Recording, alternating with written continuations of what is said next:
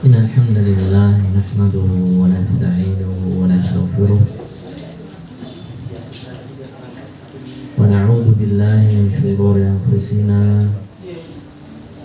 ومن سيئات أعمالنا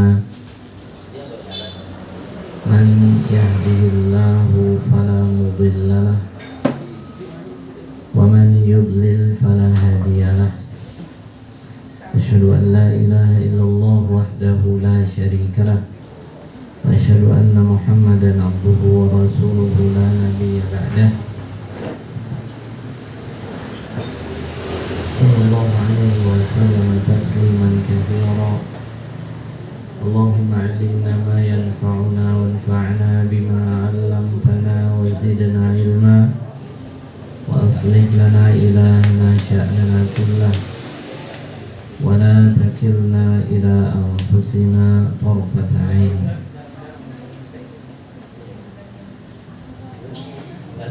معاشر المسلمين والمسلمات rahimani wa rahimakumullah.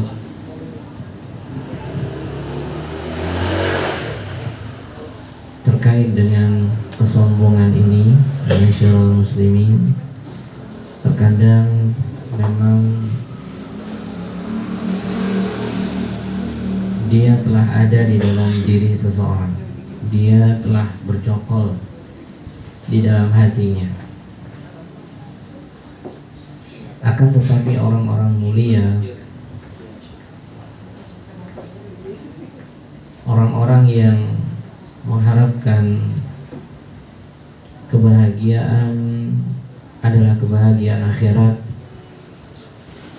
orang-orang yang menyadari bahwasanya kehidupan dunia dia bukanlah untuk selamanya. Kehidupan dunia pasti dia akan meninggalkannya. Orang-orang seperti ini adalah mereka memandang dunia itu adalah sesuatu yang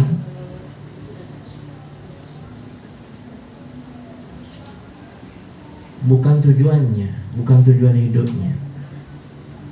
Mereka menyadari sebagaimana perkataan dari sahabat yang mulia Ali bin Abi Thalib radhiyallahu taala anhu yang pernah berkata, beliau pernah berkata, irtahalatid dunya mudbirah. Dunia dia berjalan. Dunia terus berjalan. Dan dia berjalan mudbirah. Dia membelakangi atau meninggalkan kita. Karena memang dua kemungkinan yang pasti kita akan alami terkait dengan hidup kita di dunia ini. Kalau dunia itu tidak meninggalkan kita, maka kita pasti yang akan meninggalkan dunia. Dua hal yang pasti terkait dengan hidup kita terhadap dunia ini. Irtahalatid dunya mudbirah, kata Ali bin Abi Thalib.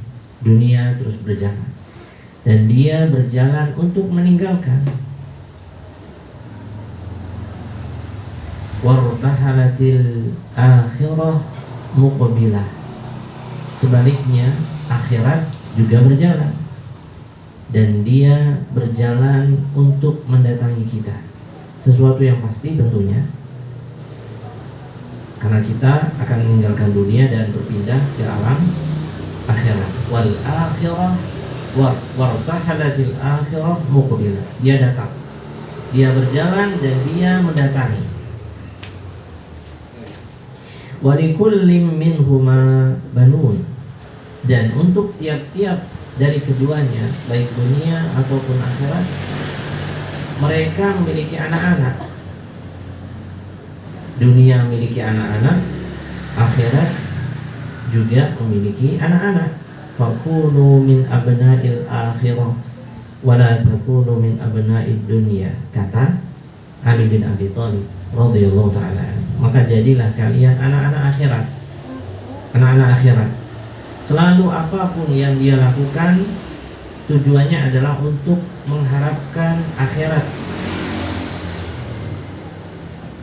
Seseorang tatkala dia berinteraksi dengan orang lain, bergaul dengan sesamanya, bertegur sapa, interaksi jual beli, bisnis dan lain-lain, untuk mencari kehidupan, maka sesungguhnya jangan semata-mata dia hanya sekedar untuk sebatas mencari dunia. Tidak. Bukan berarti tidak boleh kerja, tidak boleh bisnis, tidak boleh mencari nafkah, tidak boleh mencari harta. Bukan itu maksudnya. Tetapi ingatlah bahwasanya apapun interaksinya, muamalahnya dengan orang lain, maka sebenarnya dia sedang bermuamalah. Hakikatnya dia sedang bermuamalah dengan Allah Subhanahu wa taala, terkait dengan halal dan haram, terkait dengan ini perkara dibolehkan atau tidak. Maka dia melihat ini Allah ridho atau tidak terhadap diri saya. Jual beli yang saya lakukan ini jual beli sesuai dengan syariat atau tidak, mengandung riba atau tidak. Dia selalu melihat itu, karena sesungguhnya pada hakikatnya apa yang dia lakukan, interaksi tersebut adalah muamalahnya tersebut adalah muamalah dengan Allah Subhanahu wa taala. Maka di sini Ali bin Abi Thalib mengatakan fakunu min abna'il akhirah. Jadilah kalian anak-anak akhirat. Wala takunu min abna'id dunya. Dan janganlah kalian menjadi anak-anak dunia. Nah, segalanya serba dunia. Tujuannya hanya sesuatu yang hanya sebatas dunia. Padahal dunia pasti akan dia tinggalkan, atau dunia tersebut akan meninggalkan dirinya. Nah, orang-orang yang sadar dengan perkara tersebut, tatkala ada kesombongan di dalam dirinya, maka dia akan menepisnya. Dia akan ingat bahwasanya dia akan kembali kepada Allah Subhanahu wa taala. Dia ingat asalnya dirinya tersebut dari mana. Dia tidak membanggakan nasabnya, keturunan siapa dia. Walaupun mungkin dia keturunan orang-orang ningrat, orang-orang yang berdarah biru misalnya. Orang-orang yang memiliki terah bangsawan, dia tidak mengingat itu semua. Yang dia ingat, ya kalau dia paling dekat, yang paling dekat yang harus dia ingat asalnya adalah dari setetes air mani. Itu yang paling dekat dengan dirinya. Yang paling jauh lagi dari nenek moyangnya, maka sesungguhnya manusia itu tercipta dari tanah. Apa yang dia banggakan? Tidak ada, kecuali kemuliaan tersebut adalah karena takwa kepada Allah Subhanahu wa taala. Karena takwa. Allah Subhanahu wa taala mengingatkan dalam Al-Qur'an, dalam surat Al-Hujurat ayat 13. Al-Hujurat ayat ke-13. Allah mengingatkan, ya ayuhan nas, wahai manusia, inna khalaqnakum min dzakarin wa untha. Sesungguhnya kami telah menciptakan kalian dari seorang laki-laki dan seorang wanita, Nabi Adam dan Hawa, istrinya, ibunda kita, ibunda manusia semuanya. Dari laki-laki, seorang laki-laki dan seorang wanita. Kemudian kata Allah, waja'alnakum syu'uban wa qabaila lita'arafu. Dan kami jadikan kalian syu'uban wa qabail, berkabilah-kabilah, bersuku-suku, berbangsa-bangsa, lita'arafu, agar kalian saling mengenal, saling berinteraksi. Kemudian Allah ingatkan, tidak ada yang mulia di antara kalian kecuali karena takwanya. Inna akramakum indallahi atqakum. Sesungguhnya yang paling mulia di antara kalian adalah yang paling bertakwa kepada Allah Subhanahu wa taala. Innallaha alimun khabir. Sesungguhnya Allah Maha mengetahui lagi Maha teliti. Kata Allah Subhanahu wa taala dalam surat ini, surat Al-Hujurat ayat ke-13. Sehingga Allah Subhanahu wa taala juga mengingatkan di ayat sebelumnya. Di ayat sebelumnya Allah mengingatkan supaya suatu kaum dia tidak meremehkan, memandang rendah kaum yang lainnya. Di ayat ke-11 Allah mengatakan, Ya ayyuhalladzina amanu, Al-Hujurat ayat 11. Wahai orang-orang yang beriman, Ya ayyuhalladzina amanu, la yazkhar qaumun min qaumin. Janganlah suatu kaum dia meremehkan, merendahkan kaum yang lain. Asa ayyakunu khairam minhum. Boleh jadi mereka itu lebih baik dari mereka yang meremehkan. Yang diremehkan boleh jadi lebih baik di sisi Allah Subhanahu wa ta'ala dibandingkan mereka yang meremehkan. Setelah Allah sebutkan demikian, Allah khususkan untuk para wanita. Padahal wanita juga termasuk suatu kaum manusia. Sebagaimana laki-laki, manusia, wanita juga demikian. Tapi Allah khususkan lagi wanita karena kelemahan mereka. Wala nisa'um min nisa. Dan kaum wanita jangan juga meremehkan kaum wanita yang lain. Karena wanita terkadang berbangga-bangga dengan apanya? Dengan pakaian bagusnya. Pakaian bagus tadi sudah disampaikan, dia bukan bagian dari kesombongan. Tapi terkadang ada orang yang berpakaian bagus tersebut untuk kesombongan, ada. Kemudian berbangga-bangga dengan apa lagi? Kecantikan. Padahal subhanallah, padahal kecantikan itu kalau seandainya diambil satu bagian saja dari wajahnya tersebut diambil oleh Allah Subhanahu wa ta'ala, maka hilang semua kecantikan. Kulit yang putih, yang bersih, kalau seandainya diberikan penyakit gatal-gatal saja, maka itu sudah mengurangi bersihnya, putihnya dan lain-lain. Lalu apa yang dia banggakan kepada manusia? Wala nisa'um min nisa' asa ayyakunna khairam minhunna. Boleh jadi kaum wanita yang direndahkan, mereka lebih baik di sisi Allah dibandingkan mereka yang merendahkan. Allah ingatkan perkara tersebut. Hal ini terkait dengan kesombongan supaya tidak sombong kepada orang lain. Ma'asyiral muslimin wal muslimat rahimani wa rahimakumullah. Jadi terkadang memang ada di dalam hati itu kesombongan, tetapi orang-orang mulia mereka ingat akhirat.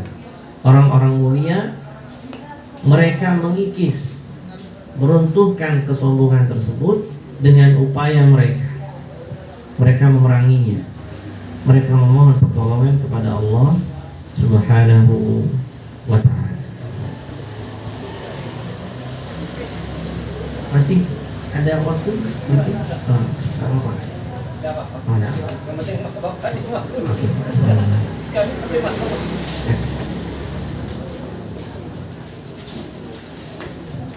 Kemudian ma'asyiral muslimin wal muslimat rahimani wa rahimakumullah.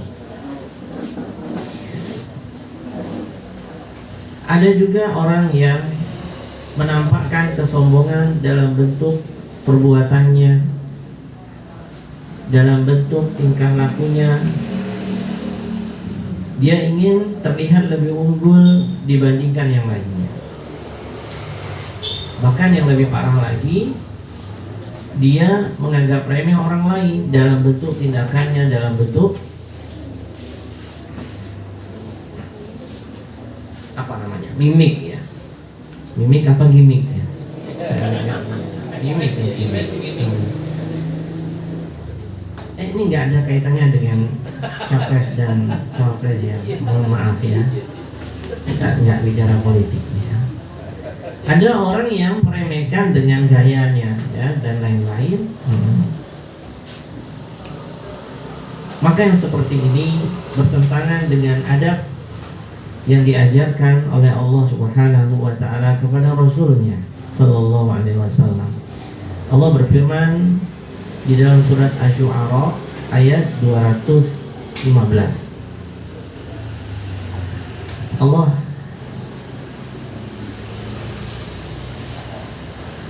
berfirman di dalam ayat tersebut, Asy-Syu'ara ayat 215, wahfidh janahaka liman ittaba'aka minal mu'minin, dan rendahkanlah sayapmu. Bahasanya sayap, tapi maksudnya rendahkan dirimu, gitu ya, kepada orang-orang yang mengikutimu dari kalangan orang-orang beriman. Rasulullah SAW diperintahkan untuk bersikap lemah lembut kepada umatnya, tidak membanggakan diri, tapi merendahkan diri beliau kepada orang-orang yang beriman. Padahal kita tahu bahwa beliau adalah makhluk yang paling mulia. Beliau adalah makhluk yang paling mulia yang pernah ada di atas permukaan bumi ini. Bahkan dari semenjak zaman Nabi Adam sampai berakhirnya manusia, semuanya beliau adalah orang yang paling mulia. Beliau bahkan pimpinan para nabi, Sayyidul Mursalin, Sayyidul Anbiya wal Mursalin, pimpinan para nabi dunia maupun akhirat. Bahkan di akhirat beliau menjadi pimpinannya anak-anak Adam, seluruh manusia. Beliau adalah pimpinannya. Beliau pernah mengatakan, ana sayyidu waladi Adam, aku adalah sayyidnya atau penghulunya atau pimpinannya anak-anak Adam. Wala fakhr, saya katakan itu bukan untuk sombong, kata Nabi SAW, tapi beliau menjelaskan. Dan ternyata beliau diperintahkan oleh Allah untuk bersikap rendah hati. Kepada siapa? Kepada umatnya, kepada para sahabat beliau radhiyallahu ta'ala anhum ajma'in. Allah Subhanahu wa ta'ala juga berfirman di dalam surat Luqman ayat ke-18. Ini juga larangan untuk sombong, karena sebagian orang ada yang sombong dengan memalingkan mukanya, memalingkan wajahnya dari orang lain. Memalingkan wajah, tidak mau melihat karena dia merasa lebih baik, merasa ini orang nggak pantas sama saya. Oh, nggak boleh seperti itu. Berarti di sini ada kesombongan di dalam dirinya. Allah berfirman dalam surat Luqman ayat 18, wala tusa'ir khaddaka linnas, janganlah engkau memalingkan mukamu dari manusia. Wala tamshi fil ardi maraha, janganlah engkau berjalan di atas permukaan bumi dengan angkuh, dengan sombong. Dengan sombong. Jalan sombong itu ada gayanya, gitu. Ada gayanya. Sampai suatu ketika Rasulullah SAW pernah dalam suatu kejadian, dalam suatu peperangan, beliau membawa sebuah pedang. Beliau menawarkan pedang itu, siapa yang mau mengambil pedang ini kemudian menunaikan haknya. Para sahabat mereka berlomba-lomba ingin mengambil pedang tersebut. Di antaranya Umar bin Khattab radhiyallahu ta'ala anhu, enggak dikasih sama Nabi. Ali bin Abi Thalib dan juga sahabat-sahabat lain enggak dikasih. Tiba-tiba ada seorang sahabat yang bernama Abu Dujana. Abu Dujana itu bukan nama teroris ya. Abu Dujana itu nama sahabat Nabi. Beliau punya kunyah namanya Abu Dujana. Jangan yang kebayang teroris ya, tapi ini sahabat Nabi. Beliau bertanya kepada Nabi Sallallahu Alaihi Wasallam, apa haknya wahai Rasulullah Sallallahu Alaihi Wasallam? Haknya adalah dia ditebaskan ke musuh karena suasana perang ya. Jadi ini bukan berarti Islam itu agama perang, tidak. Islam itu selalu membela diri, membela diri. Dan ketika terjadi perang, maka tentunya ada bunuh-bunuhan. Ini haknya adalah ditunaikan haknya dengan menebaskan ke musuh sampai dia patah. Saya akan menunaikannya wahai Rasulullah SAW. Akhirnya diberikan kepada Abu Dujana. Kemudian beliau mengikat kepalanya yang berwarna merah. Kemudian beliau berjalan menuju barisannya kembali lagi dalam gaya yang sombong. Apa kata Nabi? Ini adalah gaya jalan yang dimurkai oleh Allah Subhanahu wa taala kecuali di tempat seperti ini. Jadi dibuat pengecualian oleh Nabi sallallahu alaihi wasallam, kalau suasana yang perang seperti itu boleh berjalan gaya sombong. Tapi kalau bukan dalam suasana perang, maka itu tidak boleh. Maksud saya ternyata jalan gaya sombong itu ada. Nah, ada, dan itu dilarang ya di dalam syariat agama kita yang mulia. Kemudian Allah melanjutkan, innallaha la yuhibbu kulla muhtalin fakhur. Sesungguhnya Allah tidak mencintai, tidak menyukai setiap orang yang sombong lagi membanggakan diri, ya. Tidak disukai oleh Allah Subhanahu wa ta'ala. Gimana? Oh cukup katanya. Lalu tanya jawab lagi. Boleh, tapi dengan syarat ya Pak. Pertanyaan nggak boleh yang berat-berat. Boleh, silakan. Kalau ada permasalahan, silakan dipermasalahkan. Maksudnya ditanyakan. Baik, para jemaah, silakan yang tidak bertanya kepada Pak Ustaz. Silakan.